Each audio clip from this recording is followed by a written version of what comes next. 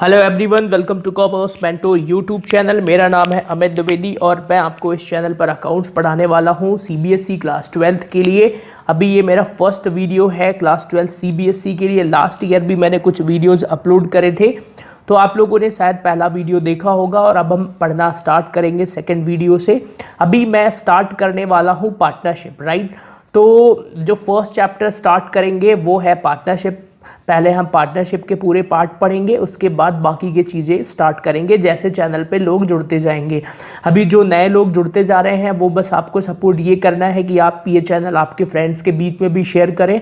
इस चैनल पर मैं आपको कंप्लीट अकाउंटेंसी करवाने वाला हूँ सीबीएसई क्लास 12th के लिए। ओके, अभी बुक जो है, क्योंकि बुक अभी मार्केट में आई नहीं है, लॉकडाउन में फंसे होंगे आप लोग, तो अभी टीएस ग्रेवाल से मुझे कराना है और अभी टीएस जो है अवेलेबल नहीं है। अगर किसी स्टूडेंट के पास बुक अवेलेबल है तो वो मुझसे ज़रूर बताएं मेरे नंबर पे 9425305335। ये व्हाट्सएप नंबर है, इस पर आप व्हाट्सएप भी कर सकते हैं। अगर कोई डाउट हो तो आप यहाँ से पूछ सकते हैं। ओके, तो चलिए पढ़ना स्टार्ट करते हैं। पार्टनरशिप अकाउंट्स क्या होता है, कैसे होता है। देखिए, एक चीज़ और बता दूं मैं, सीबीएसई का स्टैंडर्ड जो होता है वो बहुत अच्छे लेवल के एग्जाम में क्वेश्चंस आते हैं। तो आप क्वेश्चन सॉल्व करने पर मत जाइए, आपका मेन फोकस होना चाहिए कॉन्सेप्ट को समझना है। तो हम बिल्कुल स्लो लेवल में पढ़ेंगे, स्लो स्पीड से पढ़ेंगे और low level to high level की तरफ जाएंगे। ओके, स्टडी मटेरियल अभी मैं ICAI का यूज़ कर रहा हूँ, CA का,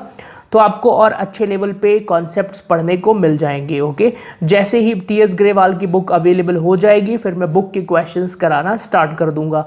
कुछ स्टूडेंट ने मैसेज किया था DK गोयल के भी क्वेश्चंस करवाने के लिए, तो अगर ज़्यादा स्टूडेंट्स हो जाएंगे तो ऑब्वियसली मैं उसके क्वेश्चंस भी करवा दूंगा, राइट। ओके, तो चलिए बिल्कुल स्टार्ट करते हैं हम लोग पढ़ना पार्टनरशिप। ओके, तो सबसे पहले देखिए, हमारा जो पहला चैप्टर तो एनपीओ है। वैसे फर्स्ट चैप्टर जो आपकी बुक में होता है जनरली वो एनपीओ होता है, नॉट फॉर प्रॉफिट ऑर्गेनाइजेशन। लेकिन हम स्टार्ट करेंगे कहाँ से? हम स्टार्ट करेंगे पार्टनरशिप अभी पढ़ना है, क्योंकि अच्छा चैप्टर है और कंटिन्यूस में हो जाएगा। ओके, तो पहले हम जनरली बात करते हैं भाई पार्टनरशिप होता क्या है, व्हाट इज़ पार्टनरशिप। आपने क्लास 11th बिजनेस स्टडीज़ में नाम तो सुना होगा पार्टनरशिप का। तो अब हमें इसकी अकाउंटिंग करना है, प्रैक्टिकल अकाउंटिंग करना है। ओके, तो ये पार्टनरशिप क्या होता है, ध्यान से सुनिएगा सब लोग। आने वाले 5 मिनट में हम पहले क्लियर करते हैं व्हाट इज़ पार्टनरशिप, उसके बाद हम बुक्स में चलेंगे और बुक्स में क्या लिखा हुआ है वो देखेंगे, ठीक है। तो पार्टनरशिप का मतलब देखिए क्या होता है। अगर हमें इंडिया में मान लीजिए कोई भी बिजनेस करना है तो 3-4 फॉर्म्स हैं बिजनेस की। फॉर्म्स ऑफ बिजनेस ऑर्गेनाइजेशन करके एक चैप्टर पढ़ा होगा आपने। सबसे पहले आपने पढ़ा होगा सोल प्रोप्राइटर या सोल ट्रेडर। इंडिविजुअली अगर आप कोई बिजनेस करते हैं तो वो सोल ट्रेडर, सोल प्रोप्राइटर होता है। अगर आप कोई बिजनेस कर रहे हैं और आपने उसको कंपनीज में रजिस्टर्ड करवा लिया है तो वो कंपनीज एक्ट में रजिस्टर्ड है तो वो कंपनी कहलाता है। ओके, अगर आप नॉन गवर्नमेंटल ऑर्गेनाइजेशन के through, not for profit organization के लिए बिजनेस कर रहे हैं तो वो NGOs कहलाता है। ओके, और भी कई सारे फॉर्म्स हैं। तो ऐसे ही अगर आपने एक बिजनेस किया है तो दो से ज़्यादा लोग मिलकर कोई बिजनेस कर रहे हैं और उसको आपने पार्टनरशिप में रजिस्टर्ड करवा लिया है, पार्टनरशिप एक्ट 1932। ओके, तो वो पार्टनरशिप कहलाएगा। मतलब कि अगर आप कोई बिजनेस कर रहे हैं, अब पार्टनरशिप की कुछ शर्तें भी हैं, वो बुक के अकॉर्डिंग मैं बताऊंगा, जिसमें 2 से ज़्यादा लोग बिजनेस कर रहे हो और आप आपस में profit sharing, profit and loss को शेयर कर रहे हो। ओके, प्रॉफिट एंड लॉस जो भी हो वो शेयर कर रहे हो तो वो पार्टनरशिप कहलाएगा। ओके, नाउ अब हमें क्या करना है, हमें इसकी अकाउंटिंग सीखना है। बिजनेस स्टडीज़ में आपने 11th क्लास में बेसिक कॉन्सेप्ट्स पढ़े होंगे इसके थ्योरी के, तो पहले हम थ्योरी पार्ट भी कवर करेंगे, उसके बाद इसकी अकाउंटिंग कहाँ से क्या कैसे स्टार्ट करना है वो सब चीज़ें देखेंगे। तो चलिए पहले इसकी डेफिनेशन पढ़ते हैं। पार्टनरशिप एक्ट 1932 के सेक्शन नंबर 4 में डेफिनेशन दी रहती है। तो चलिए देखते हैं। पहले यहाँ पे हमें एक्चुअली में क्या समझना है, पार्टनरशिप क्या है। देखिए जरा, थोड़ा स्टैंडर्ड लैंग्वेज है, सीबीएसई से भी स्टैंडर्ड है तो अच्छा है आपके लिए। अभी जब तक बुक नहीं है तब तक आप इसमें पढ़ सकते हैं। तो क्या होता है, an agreement entered into bye all person concern. जो भी पर्सन है वो एक एग्रीमेंट में इंटर्ड हो। दूसरी कंडीशन है business carried on by all or any of them acting for all, मतलब ये लाइन बहुत इंपॉर्टेंट है, इसको म्यूचुअल एग्रीमेंट या म्यूचुअल अंडरस्टैंडिंग बोलेंगे। मतलब जो भी बिजनेस है वो सभी के द्वारा सभी के लिए करना चाहिए। फिर दूसरी बात है unlimited liabilities for all partners, partnership firm के जो पार्टनर्स होते हैं उनकी लाइबिलिटीज़ अनलिमिटेड होती है। Existence of a business, business का होना ज़रूरी है, बिना बिजनेस के कोई पार्टनरशिप नहीं हो सकती है। Okay, sharing of profits and losses of the business, business के जो भी प्रॉफिट एंड लॉसेस हैं उनको भी आप शेयर करें। अच्छा, यहाँ पे एक क्वेश्चन पूछता हूँ मैं, क्या सिर्फ प्रॉफिट शेयर करना ज़रूरी है या प्रॉफिट एंड लॉस भी शेयर करना ज़रूरी है? लॉसेस भी शेयर करना ज़रूरी है। ओके, इसीलिए प्रॉफिट एंड लॉसेस भी लिखा हुआ है, सिर्फ प्रॉफिट शेयर करना ही पार्टनरशिप नहीं होता है। फिर अब दूसरी कंडीशन क्या है, एन एसोसिएशन ऑफ 2 और मोर पर्सन्स, 2 या 2 से ज़्यादा पर्सन होने चाहिए। तो these are the essentials of partnership. सबसे पहला देखिए क्या है, पहले नंबर पे हम किसको रख दें, 2 और मोर पर्सन, 2 या 2 से ज़्यादा लोग होने चाहिए। फिर वो आपस में कोई प्रॉफिट एंड लॉस को शेयर करें, उनके बीच में बिजनेस होना चाहिए, ठीक है, और बिजनेस के अलावा उनके पास क्या होना चाहिए, एग्रीमेंट होना चाहिए। एग्रीमेंट के साथ साथ वो म्यूचुअल एग्रीमेंट, म्यूचुअल अंडरस्टैंडिंग भी होना चाहिए। एंड लाइबिलिटीज़ तो ठीक है, अनलिमिटेड होती ही है। ओके, सो ये एक बेसिकली पार्ट था पार्टनरशिप का, ठीक है। अब हम अकाउंट्स में आते हैं, इसमें कौन कौन से अकाउंट्स बनाए जाएंगे। तो अकाउंट्स के लिए देखिए मैं आपको ले चलता हूँ 11th क्लास के बिल्कुल बेसिक लेवल पे। आपने जब अकाउंटिंग पढ़ना स्टार्ट करा था क्लास 11th में, तो अकाउंटिंग आपने कैसे सीखा था मुझे बताइए ज़रा पहले।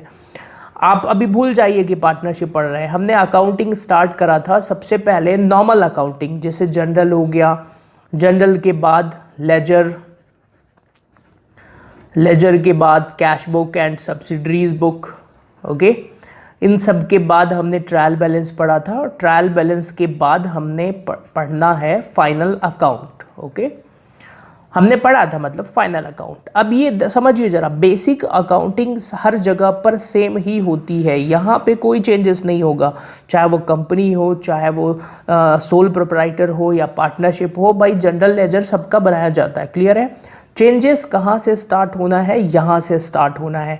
तो आपको फिर ध्यान रखना पड़ेगा कि वो ट्रेडिंग कंसर्न है, नॉन ट्रेडिंग कंसर्न है, तो आप उसका trading and profit and loss account बनाएंगे अगर ट्रेडिंग कंसर्न है, right. Profit and loss account का जो फाइनल रिजल्ट आता है वो कहलाता है नेट प्रॉफिट। नेट प्रॉफिट तो आपको निकालना ही पड़ेगा नॉर्मल तरीके से। ओके, इसके बाद यहाँ से पार्टनरशिप की एंट्री होती है। मतलब हमने नेट प्रॉफिट निकाला, अब पार्टनरशिप का अकाउंटिंग स्टार्ट होगी। यहाँ तक सब कुछ नॉर्मल था, अब यहाँ से हम पार्टनरशिप की अकाउंटिंग स्टार्ट करेंगे फाइनल अकाउंट बनाने, बैलेंस शीट बनाने के पहले। तो नेट प्रॉफिट मतलब ट्रेडिंग प्रॉफिट एंड लॉस बनाने के बाद और बैलेंस शीट बनाने के पहले की जो अकाउंटिंग है वही हमें बेसिकली पढ़ना है अभी स्टार्टिंग में, और ज़्यादातर पूरे चैप्टर यहीं पे ही घुमाएंगे आपको, इंक्लूडिंग बैलेंस शीट ऑल्सो। फिर बाद में बैलेंस शीट भी पढ़ेंगे, पूरे कॉन्सेप्ट हमें यहीं के पढ़ने हैं। तो हमें क्या करना है, सबसे पहले बनाना है profit and loss appropriation account. Okay, ये प्रॉफिट जो निकाला था नेट प्रॉफिट, उसी का एक्सटेंशन पार्ट है P&L एप्रोप्रिएशन अकाउंट। इसमें पार्टनर्स से रिलेटेड चीज़ें आएंगी, इसको डिटेल्ड में मैं अभी पढ़ाऊँगा। उसके बाद हमें क्या पढ़ना है, फिर अब हम पढ़ेंगे पार्टनर्स के जो पर्सनल अकाउंट्स होते हैं, जैसे कैपिटल अकाउंट या फिर करेंट अकाउंट, कैपिटल अकाउंट, और फिर पढ़ेंगे हम करेंट अकाउंट। ओके, सो ये दोनों चीज़ें भी हो जाएंगी, राइट। इन सबको पढ़ने के बाद फिर बहुत सारी चीज़ें आती जाएंगी उसमें और देखते जाएंगे। तो बेसिकली आपको समझ में आ गया होगा कि हमने जहाँ पे क्लास 11th में अकाउंट्स पढ़ा था उसके आगे ही एक्सटेंशन है ये फाइनल अकाउंट। ओके, तो यहाँ पर देखते हैं कि बुक में क्या दिया हुआ है। तो देखिए ज़रा, सबसे पहले in accounts of partnership firm trading and profit and loss and balance sheet, उसके बाद profit and loss appropriation account, capital और of a partner, fixed and fluctuating method. ये अभी समझाऊंगा मैं capital of a partner under both method. Okay, now अब कुछ theory आप अपनी मर्जी के अकॉर्डिंग पढ़ सकते हैं, जैसे थोड़ा सा मैं आपको रीड करवा देता हूँ यहाँ पे। इंट्रोडक्शन वाई पार्टनरशिप, मतलब पार्टनरशिप जरूरी क्यों है। एन इंडिविजुअल या sole proprietor may not be in a position to cope with the financial and managerial demands. मतलब समझिए ना, पार्टनरशिप जरूरी क्यों है भाई। एक पर्सन अगर बिजनेस कर रहा है तो जरूरी नहीं है कि वो बिजनेस की सारी डिमांड पूरी कर सके। ओके, तो कई बार या तो उसको एडिशनल फंड की रिक्वायर्ड होगी, या मैनेजरियल स्किल्स चाहिए होगा, या टेक्निकल स्किल्स चाहिए होगा, या कोई भी रीज़न हो तो, या वो लॉसेस या प्रॉफिट से परेशान हो, या कम करना चाह रहा हो, या लॉसेस को या प्रॉफिट बढ़ाना चाह रहा हो, वट एवर द रीज़न, वो अपने बिजनेस को एक्सपेंड करना चाहता है, बढ़ाना चाहता है, तो वो फिर जाएगा पार्टनरशिप में। ठीक है, फंड्स की ज़रूरत पड़ सकती है या किसी टेक्निकल की ज़रूरत पड़ सकती है, तो वो डिसाइड करेगा कि वो एक पार्टनरशिप में इंटर्ड हो जाए। क्लियर हो गया ना। ओके, अब ये आप ये लर्न कर लीजिएगा as per section 4 of the partnership act 1932। ये डेफिनेशन है, इसको एज इट इज़ लर्न करना है। कुछ थ्योरी पढ़ते हैं अभी, उसके बाद हम फिर प्रैक्टिकल की तरफ मूव कर जाएंगे। राइट, तो partnership act 1932 section number 4 definition क्या कहता है।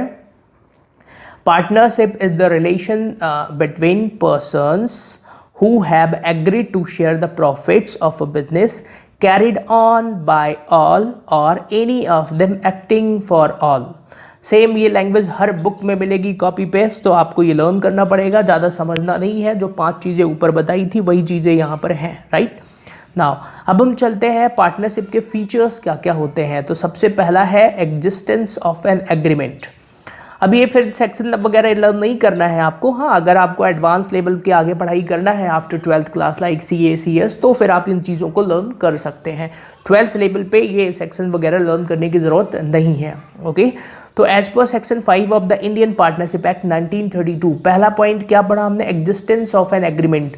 मतलब पार्टनर्स के बीच में हमेशा एक एग्रीमेंट होना चाहिए। नाउ ये एग्रीमेंट ऑफ फॉर्मल या फिर written agreement is not necessary to create a partnership. ये सबसे पहला पॉइंट है जो आपको सीखना है। क्या सीखा आपने अभी, कि रिटन एग्रीमेंट जरूरी नहीं है। मतलब इट में बी ओरल और फॉर्मल। ठीक है, मौखिक जिसे हिंदी में बोलते हैं, बोल के भी किया जा सकता है ये। ऑल्दो कोर्ट में नहीं वैलिड होगा, वो कोर्ट जाएंगे तो रिटन ही चाहिए, but for the start up partnership written agreement जरूरी नहीं है। ये कॉन्सेप्ट था। दूसरा, फिर बिजनेस, भाई बिना बिजनेस के आप पार्टनरशिप कर ही नहीं सकते हैं। तो सबसे पहला है partnership can exist only in a business, सिर्फ बिजनेस में ही एग्जिस्ट होगा।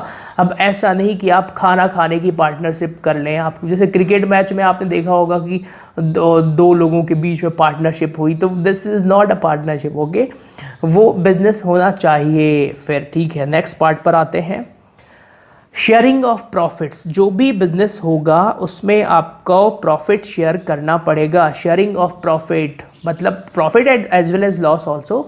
तो यहाँ पे लिखा है share the profit of the business, the person concern must agree to share the profits of the business. Must agree लिखा है, मतलब प्रॉफिट तो करना ही पड़ेगा। A provision for sharing loss is not necessary. Okay, act में ऐसा लिखा है कि लॉस को शेयर करने का प्रोविजन जरूरी नहीं है। हालांकि प्रैक्टिकल लाइफ में ऐसा नहीं होता है। प्रॉफिट एंड लॉस जो है वो दोनों ही शेयर किए जाएंगे। अब ये टेक्निकल पॉइंट है, ये किसी 12th क्लास की बुक में नहीं मिलेगा। ये वाला पॉइंट ये सिर्फ CA लेवल की बुक में मिलेगा। बट डोंट वरी, नॉलेज है, लीजिए। म्यूचुअल एजेंसी, म्यूचुअल एजेंसी वही जो एक्टिंग फॉर ऑल वाला पॉइंट था, वही है कि आपस में हर पार्टनर को म्यूचुअल अंडरस्टैंडिंग के साथ काम करना चाहिए। Number of partners, minimum partner कितने होने चाहिए, 2 होने चाहिए। क्लियर हो गया। और मैक्सिमम पार्टनर कितने होने चाहिए, यहाँ पर 2000 एक्ट 2013 में अमेंडमेंट हुआ था ये। तो as per section 464 no association of partnership consisting of more than 100 of persons as may be prescribed shall be formed for the purpose of carrying। मतलब मैक्सिमम नंबर कितने होने चाहिए, 100 से ज़्यादा नहीं हो सकते हैं। लेकिन अभी ये जो रूल्स आया था 2014 में, इसको 50 किया गया है। ठीक है, तो आपको 50 लर्न करना है कि इट कैन बी 50। फिर ये LLP वगैरह तो बाद में करेंगे। नाउ LLP आपके कोर्स में सिर्फ थोड़ा सा पॉइंट होगा। ओके, तो अब हम पढ़ते हैं एक बिल्कुल नया कॉन्सेप्ट, उसका नाम है पार्टनरशिप डीड। देखिए ध्यान से सुनिएगा, main clauses of a partnership deed. आप लोगों को 12th क्लास में ये लगभग 100 बार पढ़ना पड़ेगा, बार बार पढ़ना पड़ेगा, और ये 100% पेपर में इसका कॉन्सेप्ट आता है, राइट। तो इसको ध्यान से समझिएगा। इसके लिए मैं आपको एक बार पूरा बेसिक समझाता हूँ, व्हाट इज़ पार्टनरशिप डीड, ठीक है। तो डीड होता क्या है पहले वो देख लीजिए। डीड, व्हाट इज़ डीड, आपने पता है आपको डीड क्या होता है? तो डीड एक्चुअल में एक एग्रीमेंट होता है बिटवीन पार्टनर्स, ओके। मैंने अभी बताया था ना कि पार्टनरशिप करने के लिए ज़रूरी नहीं है कि आप ओरल ही करें, आप रिटन एग्रीमेंट भी कर सकते हैं। तो जो एग्रीमेंट हम रिटन करते हैं उसी को हम डीड कहते हैं। अब डीड में जनरली क्या होता है कि आप जब भी पार्टनरशिप करेंगे तो आपके अपने रूल्स रेगुलेशंस आप उस डीड में लिखेंगे। फॉर द एग्जाम्पल, जैसे मान लीजिए ए और बी दो लोगों ने बिजनेस स्टार्ट किया। ए ने 2 लाख रुपए कैपिटल लगाई, ठीक है, और बी ने लगाया 50,000 रुपये। अब बताइए ज़्यादा प्रॉफिट कौन लेगा? ए ही लेगा ना, ज़्यादा प्रॉफिट, ज़्यादा पैसे लगाए। तो वो लोग ऐसा लिख सकते हैं कि जो प्रॉफिट का रेशियो होगा वो 3:1 होगा। मतलब 100 रुपये में अगर प्रॉफिट हुआ तो 75 इसको मिलेगा, 25 इसको मिलेगा। ये ऐसा लिख सकते हैं। तो इन अगर कोई भी रूल्स रेगुलेशन वो किसी डॉक्यूमेंट में लिखते हैं उसको पार्टनरशिप डीड कहते हैं। क्लियर हो गया? तो चलिए अब हम देखते हैं कि पार्टनरशिप डीड में क्या क्या चीज़ें इसेंशियल्स हैं, क्या क्या चीज़ें वो रख सकते हैं। Main clauses of a partnership deed, right. तो सबसे पहले यहाँ पर आप देखिए क्या है, यहाँ से पढ़ना स्टार्ट करते हैं।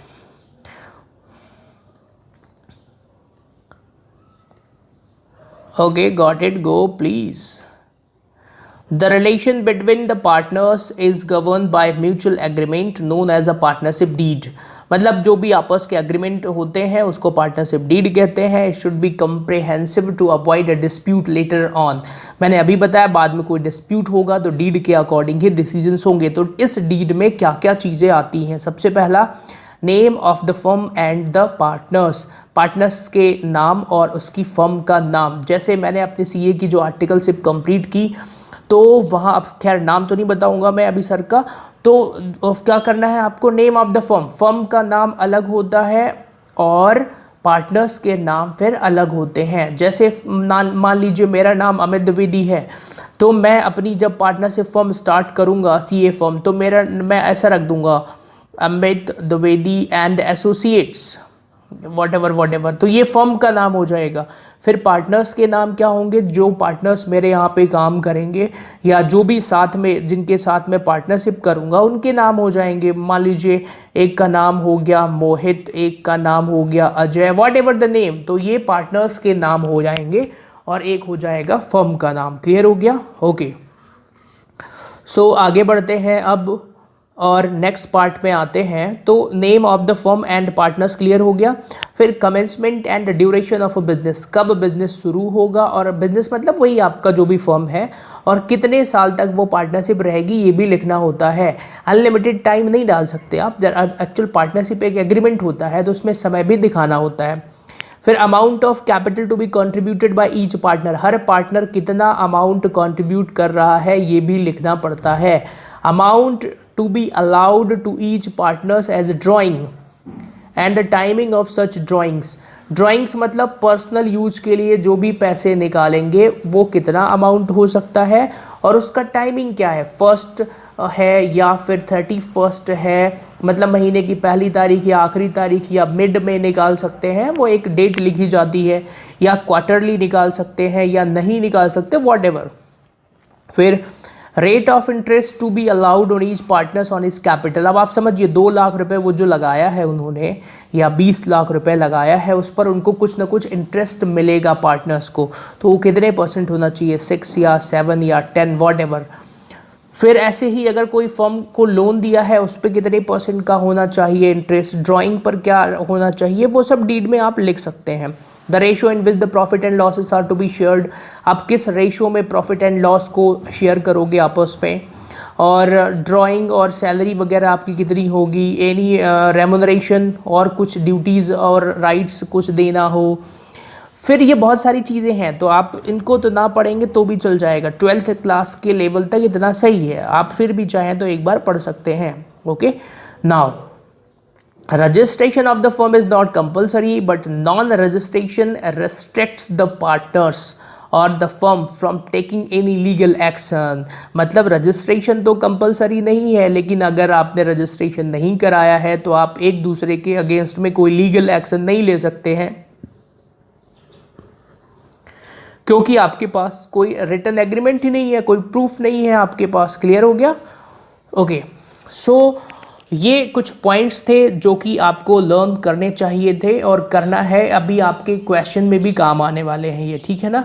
अब हम चलते हैं सबसे इम्पॉर्टेंट पॉइंट पर जो बार बार आपके एग्जाम में पूछा जाएगा, वो है ये rules in the absence of partnership deed. Partnership deed absence मतलब अगर आपने कोई डीड नहीं बनाया है, मान लीजिए जब आपने डीड नहीं बनाया है तो आपके ऊपर पार्टनरशिप एक्ट 1932 के रूल्स अप्लाई हो जाएंगे। ओके, अब पार्टनरशिप एक्ट 1932 क्या बोलता है? No salary, no commission, no remuneration, only interest on loan at 6% per annum and profit and losses distributed equally.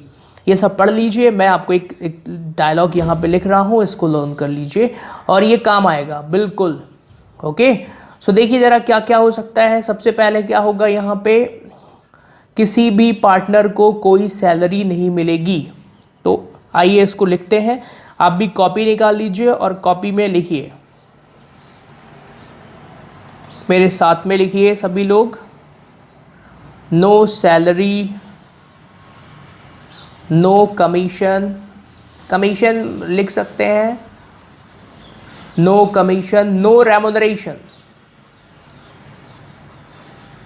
Remuneration मतलब कोई भी benefits, only interest on loan at rate 6% per annum and profit and loss distributed या divided equally. ठीक है, तो ये आप लोग लिख लीजिए कॉपी में, नो सैलरी। अब इसको लर्न भी करना है, no salary, no commission, no remuneration, only interest on loan at 6% per annum and profit and loss distributed या डिवाइडेड इक्वली। क्लियर हो गया? तो कोई भी जैसे आपसे पूछे कि बताइए जरा rules applicable in the absence of partnership deed, तो आप ये बता दीजिएगा no salary, no commission, no remuneration, only interest on loan at 6% per annum and profit and loss distributed equally. I hope आपको ये समझ में आ गया होगा। ठीक है, तो ये था बिल्कुल बेसिक पार्ट हमारा इसका पार्टनरशिप का। इसके बाद हमें क्वेश्चन स्टार्ट करने हैं, तो चलिए कुछ क्वेश्चन देखते हैं। ऑल्दो ये क्वेश्चन ICAI के हैं, CA लेवल के हैं, बट अभी आपको सीखना है, आपकी बुक में भी ऐसे ही दिया है, डोंट वरी। तो चलिए देखते हैं एक पहला क्वेश्चन। अभी क्योंकि हमें सीखना है, प्रैक्टिस करनी है प्रैक्टिकल लेवल पे, तो कहीं से भी पढ़ सकते हैं। ठीक है, और अभी आपको हायर बुक से पढ़ा रहा हूँ, ये आपके लिए अच्छी बात है। जैसे ही TS ग्रेवाल बुक अभी आ जाएगी मार्केट में, आपको पता होगा अभी मैं ये रिकॉर्ड कर रहा हूँ 10 अप्रैल को, लॉकडाउन है अभी हर जगह पे, तो थोड़ा दिक्कत तो है ही। ओके, तो चलिए A and B commenced business in partnership on 1st January 2016. No partnership agreement was made either oral or written. कोई एग्रीमेंट ही नहीं है। They contributed 40 and 10,000 as a capital. In addition, A also advanced 20,000 on 1st July 2016. ठीक है ना? A met with an accident on 1st April 2016 and could not attend to the partnership business up to 30th June 2016. The profit for the year ended 31st December 2016 announced to rupees 50,600. Disputes having been arisen between them for sharing the profit. दोनों के बीच अब लड़ाई हो गया। I hope समझ में आ गया होगा। ए बोलता है कि भाई उसको 10% का इंटरेस्ट दो कैपिटल पर और प्रॉफिट भी उसके कैपिटल के रेशियो में दो। और बी क्या बोलता है, net profit should be shared equally. सही बोल रहा है, लगता है बी थोड़ा पढ़ा लिखा है। He should be allowed remuneration for 1,000 rupees per month during the period of his illness. वो बोल रहा है भाई जब ए बीमार था तो मैंने ज़्यादा काम किया इसलिए मुझे पैसे दो 10,000 रुपये महीने। और वो इंटरेस्ट ऑन लोन बोल रहा है, इंटरेस्ट ऑन कैपिटल बोल रहा है 6% पर एनम। ये सारी बातें आपने पढ़िएगा, इस क्वेश्चन को सब कुछ रीड करिए, क्या डिमांड है, हमें आंसर पता है। भाई सबसे पहले लाइन में क्या लिखा था कि नो पार्टनरशिप एग्रीमेंट, मतलब कोई डीड नहीं है, और जब डीड नहीं होगी तो कौन अप्लाई हो जाएगा, एक्ट, और जब एक्ट अप्लाई हो जाएगा तो हमने ये पढ़ा था no salary, no commission, no remuneration. Clear हो गया ना? ओके, तो इसका आंसर अब आप लिखिएगा खुद से। भाई क्या क्या, since there is no agreement तो नो इंटरेस्ट 6% लोन पर मिलेगा, प्रॉफिट इक्वली होगा, कोई रेमुनरेशन नहीं मिलेगा। अब आप चाहें तो इतना डिटेल में भी लिख सकते हैं। ओके, अब आगे के क्वेश्चन करने की ज़रूरत आपको है कि नहीं है? ओके, तो ये क्वेश्चन जो है अब थोड़ा एडवांस लेवल का है, इसको अभी नहीं, पावर ऑफ पार्टनर्स। अब हम ये सब चीज़ें नेक्स्ट पार्ट में करेंगे। ओके, क्योंकि पहले पार्ट में इतना ज़्यादा नहीं पढ़ा दूंगा मैं कि आपको समझ में ना आए, क्योंकि अभी भी आपके पास बुक नहीं है।